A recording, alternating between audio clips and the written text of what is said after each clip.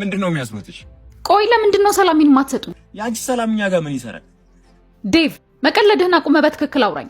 እህቴ አይደለሽም ልጃችን አይደለሽም ብላችሁ አይደል ያባረራችሁ? ባለቤቴን ምን አድርግ ነው የምትለው? ባክሽ እኔ ደነቱን ያስታውስኩ። ዴቭ በእናትህ አንተ እንኳን ተረዳኝ። በትዳሪ ጣልቃ እየገባህ አትረብሸኝ። እኔ ያንን ሰው ያግብተሽ ህይወቴን ትቀይሪያለሽ ብዬሽ ከኛ የባሰ ዳግበተሽ ተስፋችን ካጨለምሽው ለምን ልረዳሽ? እኔስ ዴቭ ፍቅሬስ? ይኸውልሽ ፍቅር የሚባል ነገር የለም። እዚህ ቤተሰቦችሽ በመከራ እየተሰቃዩ አንቺ ፍቅር ምናምን ብለሽ ጥለሻቸው ስትሄጂ ምንም አይመስልሽም? ረንዶም የራስሽ ጉዳይ። ፍቅር የለም የሚለው አስተሳሰብ አሁን በብዙዎቻችን ዘንድ እየተለመደ የመጣ አባባል ነው። ፍቅር በቁስና በገንዘብ የሚለካ ሳይሆን በሁለት ልቦች መሃል የሚፈጠር ጠንካራ ስሜት ነው።